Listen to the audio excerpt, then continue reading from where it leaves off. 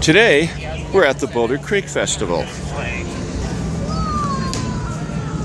here on Boulder Channel 1. It's the Creek Festival on a Memorial Day weekend in 2016.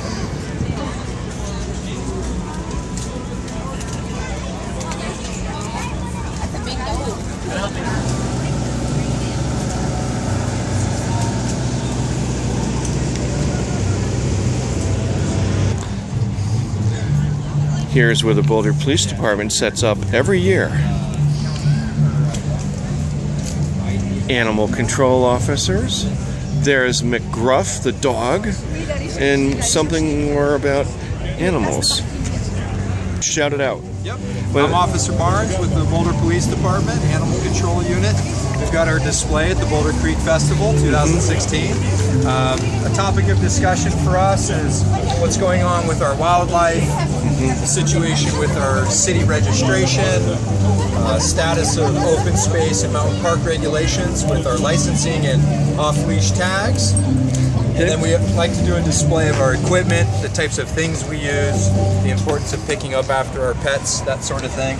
And then we've got a nice little educational piece that we do with kiddos about animals that have rabies, typical wildlife that we see in the city, things to be cautious about. And then over at our van, excuse me. We like to do a display of our vehicle, the equipment we use, so everybody's aware of our processes. And a big topic is dogs in vehicles.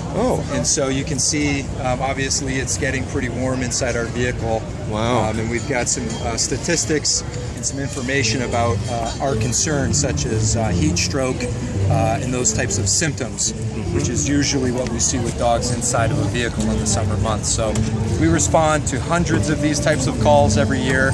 And so we try to really promote and educate how dangerous this really can be. Is that really true? 140 degrees right there in the sun?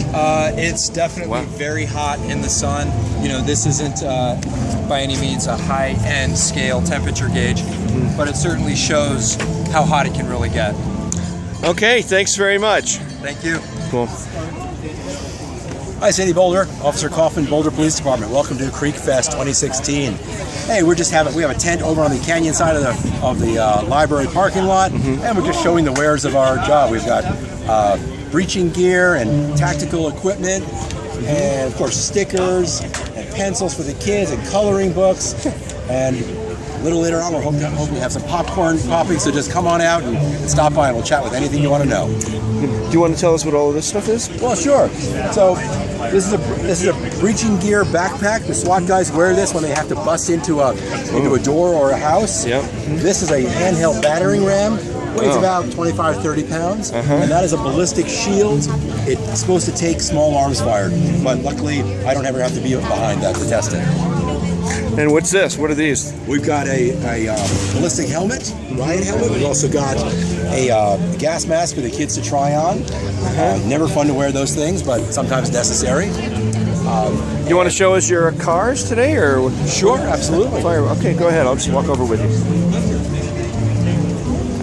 Wow. Well, we have this is the Ford Explorer, Ford Interceptor SUV, standard vehicle you can buy on the street. Really? Loaded with all kinds of fun cop stuff. This is a great vehicle to drive. Never get stuck in the snow.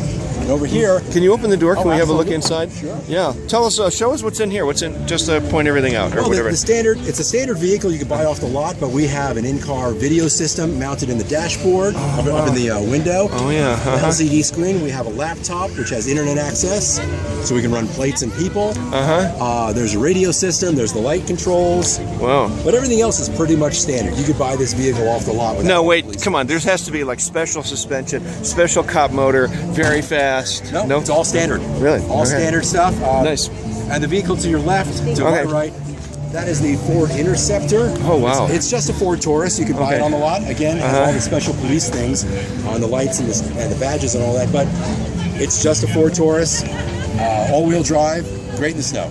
So what's the big message as we complete this? Big message to the citizens of Boulder from Boulder Police Department today. We are here to serve you. Feel free to come up and ask any questions you want about anything going on in the city. We'll always be happy to talk. Okay, thanks very much. My pleasure. They have a different system that makes you feel good. Where with Again, time will tell. Unfortunately, is that going to be detrimental? Ready? Introduce yourself. Okay. Yeah, I'm Officer Bookout with the Boulder Police Department, and I do the marijuana enforcement in the city. What I have here are it's kind of the Q&A sheet for people to read up on what our ordinances are and what you can and can't do regarding marijuana in the city of Boulder. What are some of the things that people don't know about marijuana enforcement, or what should they know, or what's the biggest questions you ever get? Well, in marijuana, Amendment 64 allows you to grow marijuana if you're 21 or over, but in Boulder you can only have 6 plants per residence. So it's not 6 plants per 21 or over person living in the home, it's 6 plants per residence. Oh, it actually says that right in your shirt, marijuana enforcement. That's got to be really funny, because we're probably the only place in the country that actually has marijuana enforcement officers. No, actually, I would say all the jurisdictions that allow marijuana to be sold in their communities do have marijuana enforcement officers. My main job is to make sure that the licensed businesses are compliant. So do you go and visit the marijuana shops and make sure they're in compliance and all that kind of stuff? Yes. Yeah. How many officers are in marijuana enforcement in Boulder? One. Do you need more? Yeah, I mean, yes. Yes. Now, we have currently we have 81 licensed businesses in Boulder, and we only foresee that increasing. Any big problems at all? I mean, I occasionally we read in the paper somebody's busted for illegally growing, selling, or all kinds of stuff. I don't know. Yeah, again, in Boulder, you can only have 6 plants, so people are under the impression if a doctor's referral, say for medical, is more than the 6 plants, say it's 99, that just because the doctor's referral says they can grow that many, they cannot.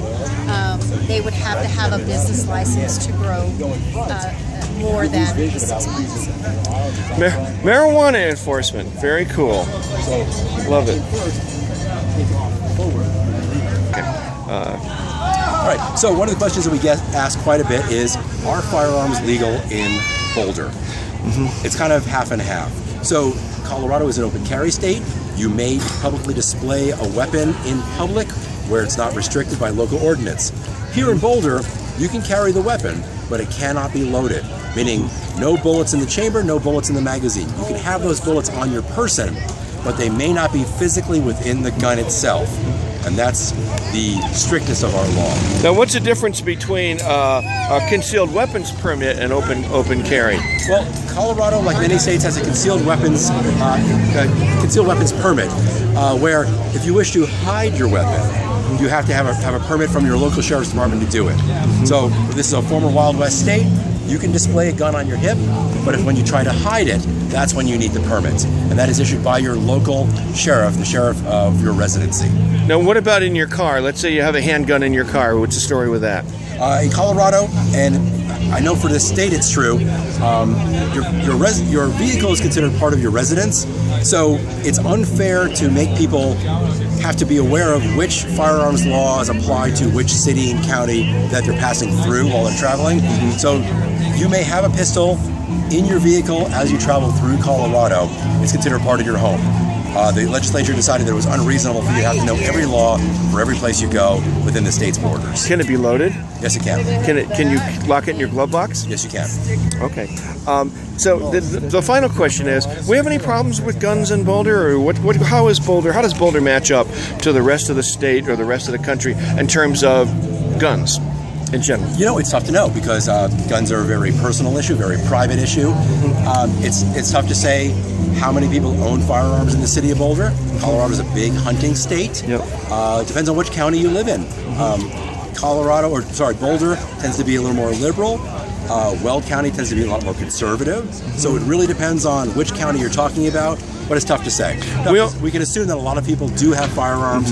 They're just quiet about it. We almost never have any gun violence in Boulder. I mean, it is rare. Correct. We're pretty lucky that way. Yes. Boulder's a great place to live. It's a very safe community.